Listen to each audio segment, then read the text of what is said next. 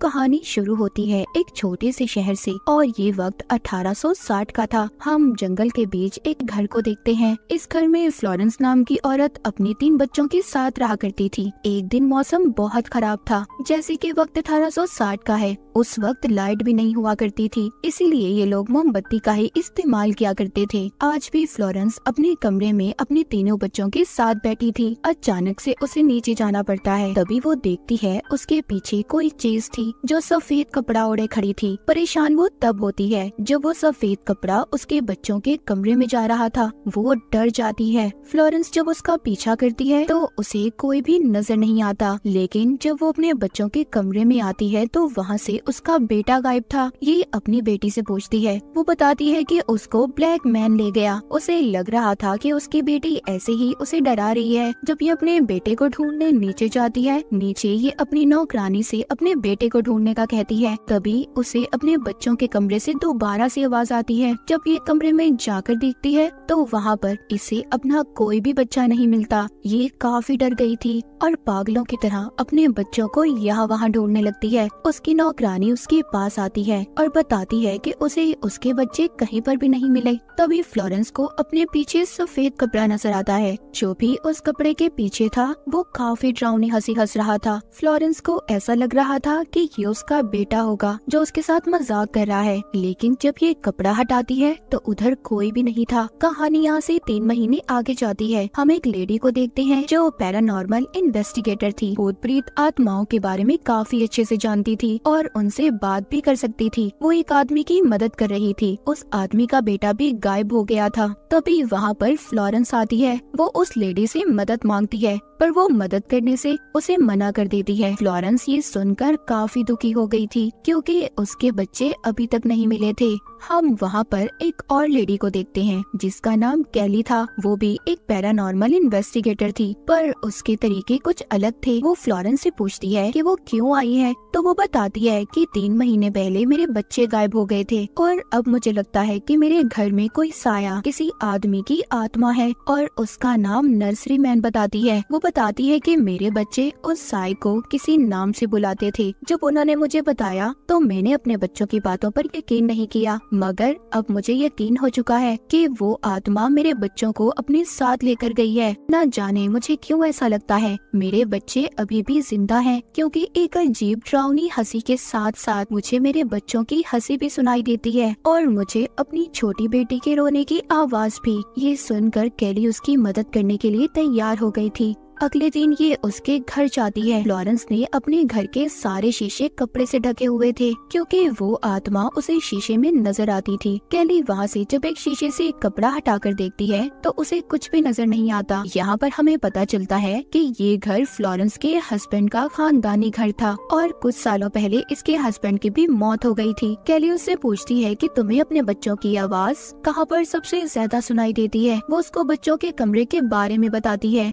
कैली यहाँ पर अपने डॉसिंग रॉड निकालती है। ये वो रॉड थे जिनकी मदद से आत्माओं से बात कर सकते थे। कैली जब बच्चों के कमरे में आती है तो उसे महसूस होता है जैसे उसे किसी ने थप्पड़ मारा हो। कैली फ्लोरेंस के बच्चों से कहती है, क्या तुम लोग इधर हो? अगर हो तो तुम मुझे अपने होने का एहसास दिलाओ। तभी वहाँ पर ABC वाले ब्लॉक्स आकर नीचे गिरते हैं। वो लफ्ज बना रहे थे हियर, यानी कि हम यहाँ पर हैं। तभी उसके हाथ में जो रॉड थे वो गर्म हो जाते हैं जिससे उसके हाथ जल गए थे। इसके बाद हम कैली के घर को देखते हैं। वहाँ पर उसका बेटा भी था। वो अपने बेटे को फ्लोरेंस के बारे में बताती है कि उसे मेरी मदद की जरूरत है और अपने बेटे से कुछ किताबें भी लाने का कहती है। उसका बेटा कैली को फ्लोरेंस का खत देता है जिसमें फ्लोरेंस ने लिखा था अब वो अपने घर में नहीं रहना चाहती और उस घर में रहकर इसे अपने बच्चों की याद भी आती है और जो कुछ भी उसके घर में कैली के साथ हुआ वो उसे भी यही कह रही थी कि इस केस से दूर रहो। लेकिन कैली ने इस बात को ठान लिया था कि वो इस केस को हल जरूर करेगी। वो एक हफ्ते बाद उसी घर में शिफ्ट हो जाती है और फिर वो घर के सभी शीशों पर से कपड़ा हटा देती है। अब वो शीशे के सामने खड़े होकर बगैर आंखें झपके देखने लगती है। यहीं पर कैली पहले तो बच्चों के कमरे के बाहर होली पाउडर डाल देती है जिससे कोई भी आत्मा अगर इस कमरे में होगी वो बाहर नहीं जा पाएगी। इसके साथ साथ वो 3-4 घंटियां भी लगा देती है। अब वो उस शीशे वाले तरीके को पूरा करने के लिए एक किताब पढ़ती है ताकि वो दूसरी दुनिया में झांक पाए। लेकिन तभी शीशे में उसे कोई कुर्सी पर बैठा दिखाई दे रहा था। यहीं पर वो फ्लोरेंस की बेटी को भी महसूस करती है, जो घूमकर दोबारा से अपने कमरे में आ गई थी। यहाँ पर नर्सरी मैन की आत्मा भी कैली को बार बार डराने की कोशिश कर रही थी, तो उसको नर्सरी मैन की आत्मा दोबारा डराती है। कैली उससे कहती है कि तुम मुझे नहीं डरा सकते और ना ही मेरा कुछ बिगाड़ सकते हो। जब ये सोने जाती है तो तभी आधी रात को उसको बच्चों के कमरे से किसी के रोने की आवाज आ रही थी। वहाँ पर जब ये जाकर देखती है तो उधर एक डरावनी गुड़िया पड़ी थी। अगले दिन कैली जब शीशे के सामने अपनी गर्दन को देखती है, उस पर अजीब से निशान थे और वहाँ पर ब्लॉक्स भी पड़े थे जिनसे लिखा था आई कैन, मैं कर सकता हूँ। जिसके बाद कैली बच्चों के कमरे के बाहर अब कुछ कॉइन्स सिक्कों को भी रख देती है ताकि वो आत्मा उसे कोई नुकसान न पहुँचा पाए। उसको नर्सरी मैन की बनाई हुई एक ड्राइंग भी मिलती है जिसके पीछे ए लिखा हुआ था। एक दिन कैली का बेटा उसे खत भेजता है क्योंकि उसे एक बुरी औरत के बारे में पता चला था जो काफी वक्त पहले इसी घर में रहा करती थी, जो अब फ्लोरेंस का था। इसीलिए अपने बेटे के बताने पर कैली उस बुरी औरत से मिलने चाहती है। वो बुरी औरत उसे बताती है कि मैंने उस घर में किसी की आत्मा को महसूस किया है और कई बार शीशे में भी देखा है। इस बात को 70 साल हो गए हैं, पर आज भी मुझे उस आत्मा से डर लगता है। वो औरत बताती है इसी आत्मा ने मेरे भाई को भी गायब कर दिया था और मेरा भाई आज तक नहीं मिल पाया, जिसके बाद हमने उस घर को छोड़ दिया, नहीं तो वो मुझे भी मार देता। बातों बातों में कैली के हाथ से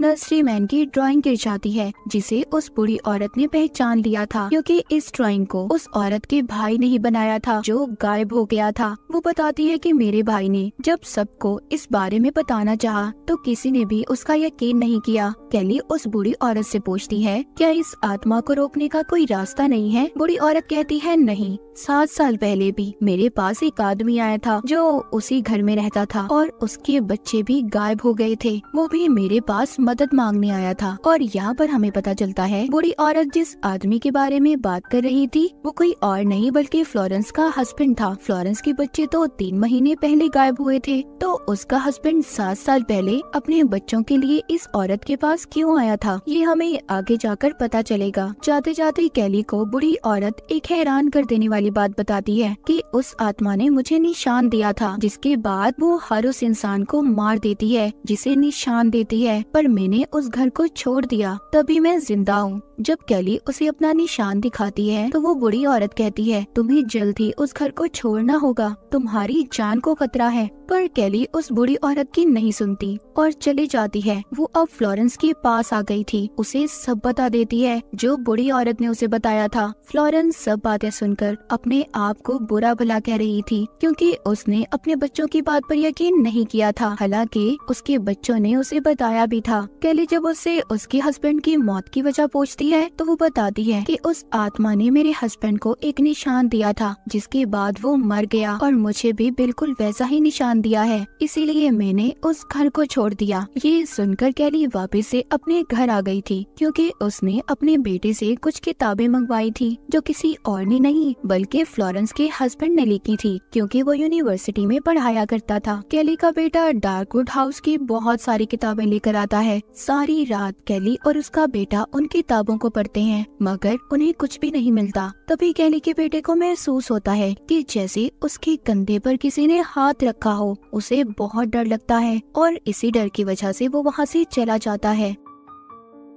असल सच्चाई कैली को तब पता चलती है जब वो वहाँ पर फ्लोरेंस के हस्बैंड की लिखी हुई किताब पढ़ती है। फ्लोरेंस का हस्बैंड बचपन से ही उसी घर में रहा करता था। वो आत्मा उसको बचपन में भी डराया करती थी, मगर जब वो बड़ा हुआ और उसकी शादी हुई तो वो आत्मा यानी कि जिसको नर्सरी मैन भी कहते थे, उसने उसके बच्चों को गायब कर दिया। फ्लोरेंस के हस्बैंड ने फिर दूसरी शादी की जिससे उसके पास 2 बच्चे थे। इस बार फ्लोरेंस का हस्बैंड उस आत्मा का सामना करने के लिए तैयार था, मगर इस बार भी उसके बच्चे गायब हो गए। फिर उसने फ्लोरेंस से शादी की, यानी कि फ्लोरेंस उसकी तीसरी बीवी थी। इस बार भी वो उस आत्मा का मुकाबला करने के लिए तैयार था, मगर इससे पहले वो खुद ही मर गया और फिर फ्लोरेंस के बच्चे गायब हो गए। कैली ये सब जानने के बाद बच्चों के कमरे में जाती है, जहाँ पर वो नर्सरी मैन की आत्मा आकर उसे दोबारा से डरा रही थी। जब ये सब बातें जाकर कैली फ्लोरेंस को बताती है तो वो बहुत रोती है और काबू में भी नहीं रहती। इस वजह से कैली उसे हॉस्पिटल में दाखिल करवा देती है।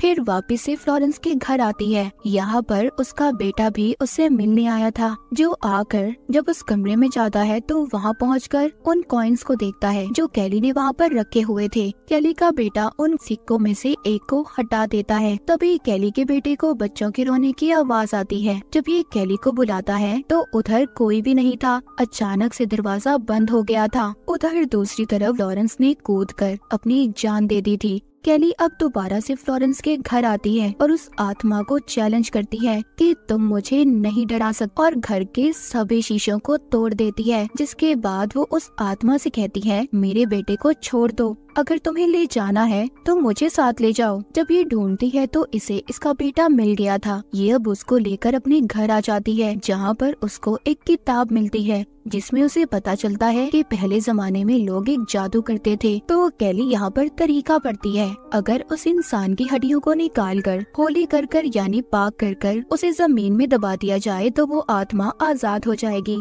ये जानने के बाद कैली अब दोबारा से फ्लोरेंस के घर में जाती है। कैली को ढूंढने पर वो निशान मिल गया था। उसको उस कमरे में से खोपड़ी मिलती है जिसको ये दफनाने के लिए अपने बेटे को दे देती है। मगर जैसे ही ये वहाँ से जाने लगती है, वहाँ पर कोई आत्मा आकर कैली को बेहोश कर देती है। फ्लोरेंस के घर में आग लग गई थी, मगर कैली का बेटा उस खोपड़ी को बाहर ले जाकर मिट्टी में दफना देता है। जिसके बाद कैली के पास हम एक आदमी को देखते हैं जो उसको हाथ देकर उठा रहा था। बाहर कैली का बेटा अपनी मॉम को देख रहा था जो उसे अपनी तरफ आने का कह रही थी। जब ये अपनी मॉम कैली का पीछा करता है तो इसे वहाँ पर कैली की लाश मिलती है। जी हाँ, कैली मर चुकी थी और उसका बेटा उसे उठाकर रोते रोते अपने साथ ले जाता है। यहाँ पर जिसने भी उस आत्मा का सामना करना चाहा वो अपनी जान से गया, मगर उसने मरते मरते उस आत्मा को हमेशा के लिए खत्म कर दिया था। लेकिन बदले में उसने अपनी जान गंवा दी।